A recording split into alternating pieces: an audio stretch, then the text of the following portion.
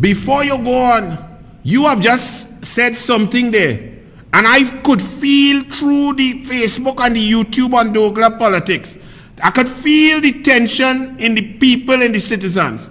Are you saying, Rudal Munilal, that it appears to be that the PNM under Keith Christopher Rowley, Ethelbert Hines, Stuart Smallpin Young are trying to remove Captain Gary Griffith from the position of Commissioner of Police to replace him with somebody who is more amenable to the PNM policies, positions, protocols, and nepotism?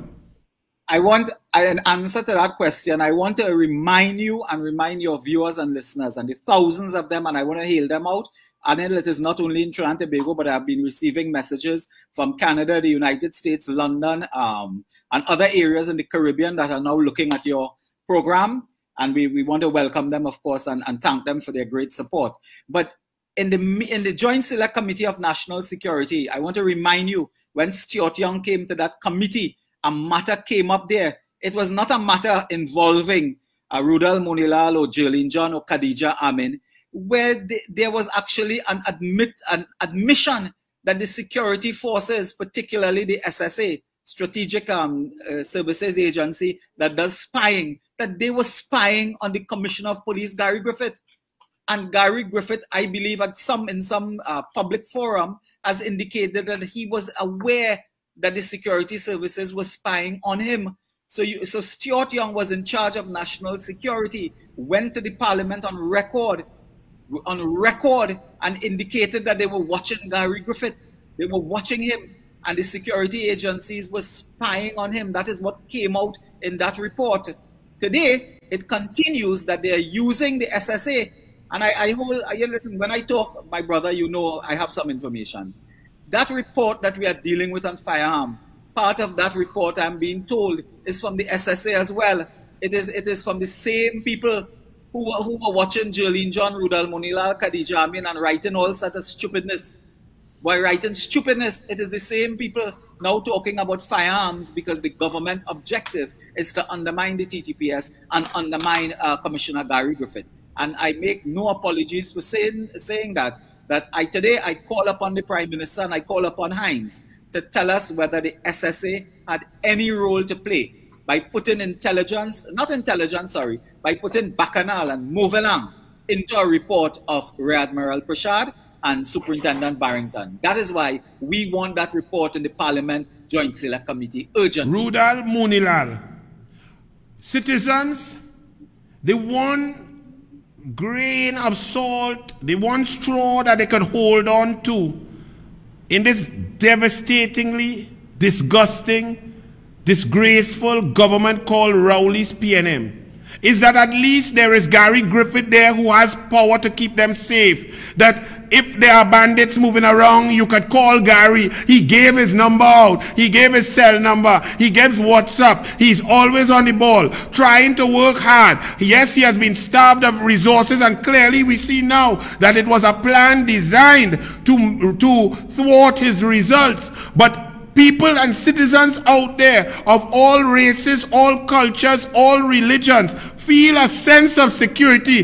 that at least Gary Griffith is there trying to keep us safe, trying to hit back at the criminals. And you are saying that it appears that Keith Rowley and his government are trying to get rid of Gary Griffith. I call upon you, Rudal Munilal, and myself as a UNC senator. We call upon Keith Rowley, Ethelbert Hines, Smallpin Young, tell us right now, tell the country, is there a move to replace Gary Griffith? If so, why?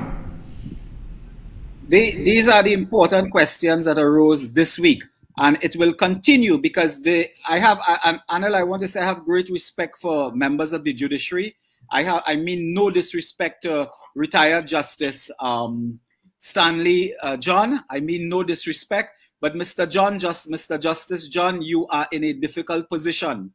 You are being appointed by, we don't know who, if it is the Prime Minister or the Police Service Commission, to undertake a job where a report that may be before you, or a memo, or a letter, or a piece of correspondence, or something written on a napkin, something written on a napkin, could come before you, and that was illegally or unlawfully obtained, and you are in that position now where you may have to consider that. And I ask retired Justice Stanley John to please consider his position clearly before he goes forward with these matters now.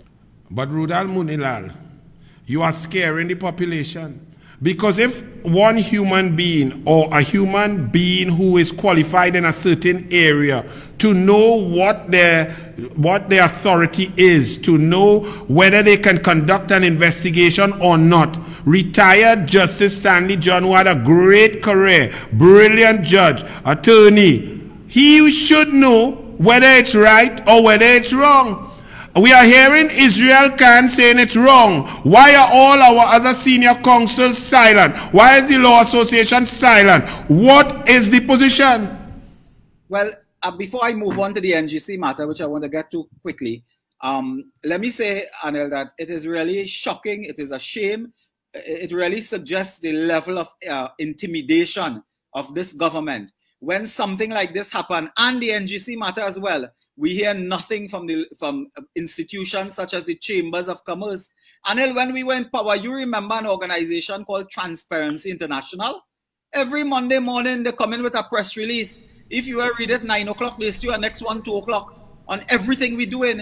Where's Transparency International? Where's the Chamber of Commerce? Where's the Law Association? Hold up, Rudal. Would you like me to tell you about Transparency International? At that time when we were in government, Rudal Munilal, my favorite wicketkeeper of the West Indies, Derek Murray, was the head of Transparency International. And as you said, every Monday morning he would speak up and speak up. And then when we were kicked out of office and Rowley was replaced, he went deafeningly silent, and I would call him and say, but what is going on, cat? Got your tongue? Well, he is now the High Commissioner to Jamaica, appointed by the PNM, plus he was on a PNM Sport Company board.